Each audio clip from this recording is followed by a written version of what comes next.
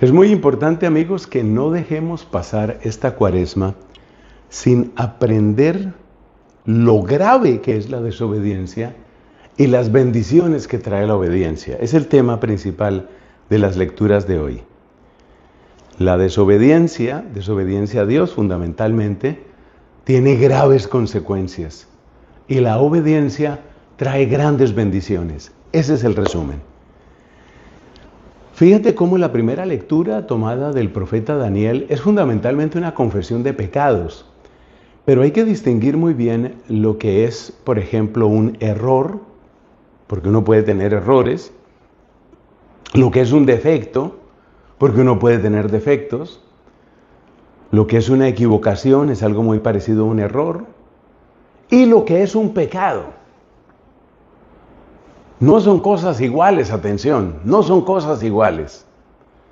Cuando nosotros hablamos de un error, puede ser simplemente falta de conocimiento.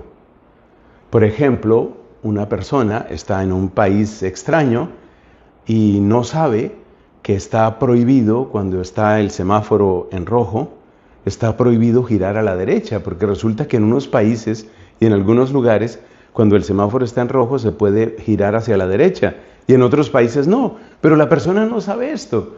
Y entonces la persona hace ese giro y por supuesto ha hecho algo que es inadecuado. Pero ese es un error, es simplemente no lo sabía, no tenía conciencia de eso. Fíjate que cuando hay un error propiamente no hay culpa, porque la persona simplemente desconocía. Ahora miremos el caso del defecto. Una persona puede tener un defecto, pues ya que estamos hablando de asuntos de tráfico y de movimiento a través de vehículos, pues piensa lo que le puede suceder a una persona daltónica.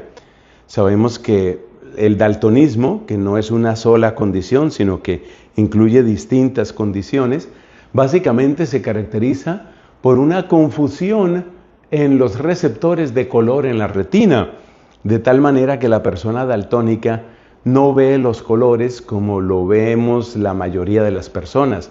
Tiene esa situación en cuanto a sus ojos. Ese es un defecto visual que tiene la persona. Y por consiguiente esa persona, porque tiene ese defecto, pues habrá cosas que se le dificulten más, o tal vez hay cosas que las hace de una manera equivocada, pues precisamente porque tiene ese defecto. Observa que cuando hay un defecto no hay culpa, cuando hay un error no hay culpa. En cambio, cuando nosotros hablamos de pecado, sí hay responsabilidad y por lo tanto también hay culpa. Y es bien interesante ver en el texto del profeta Daniel cómo en esta confesión de pecados la palabra que se repite es la palabra desobediencia. Porque la desobediencia supone que yo conocía lo que había que hacer, yo sabía que era lo que había que hacer, pero no lo hice. Es decir, hay una rebelión de parte de mi voluntad, y esa rebeldía de mi voluntad, pues es precisamente lo que luego trae una responsabilidad y trae una culpa que puede ser menor o que puede ser mayor. No se supone, por ejemplo, que una persona adulta desconozca pues que yo no debo robar si estoy en un mercado, en un supermercado. Si la persona, por hacer un juego o por cualquier otra causa no justificada, sustrae algo, pues hay una responsabilidad y hay una culpa. Puede que sea una culpa menor o una culpa mayor, pero hay una culpa. Y si hay una culpa, hay algo que tiene que ser reparado. Esto es realmente muy importante, porque este es el principio de la justicia. Es decir, así es como se pone la vida en orden. Para poner la vida en orden necesitamos asumir las responsabilidades y necesitamos corregir lo que hemos torcido. ¿Has pensado de dónde viene la palabra corregir? Corregir es volver a la regula, volver a la regla. Lo que es recto tiene que ser no tiene que ser corregido, mientras que lo que está torcido tiene que ser corregido, es decir, volver a lo recto.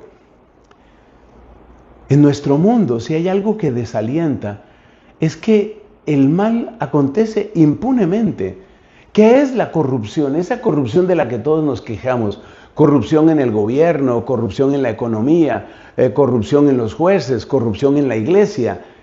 ¿Qué es lo que nos duele? ¿Qué es lo que nos indigna tanto? Que las cosas no se corrigen. Pero la única manera de que las cosas se corrijan es asumiendo responsabilidades. La única manera de que las cosas se corrijan es darse cuenta, mira, había un camino que era el que yo tenía que seguir. Y seguir un camino se llama obedecer. Eso es obedecer. Yo tenía que seguir ese camino.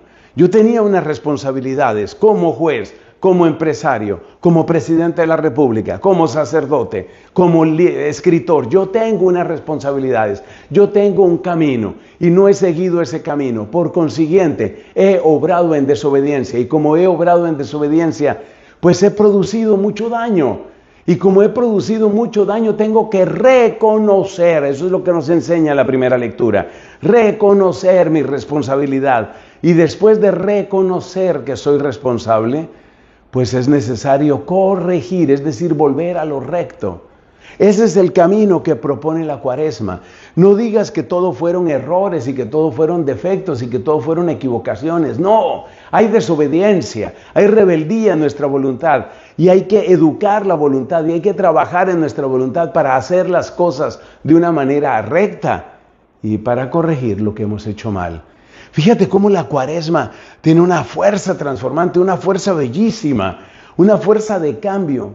No la pierdas, no pierdas esta Cuaresma. Estás a tiempo todavía para dar los pasos y para no perder tu Cuaresma. Que Dios te bendiga.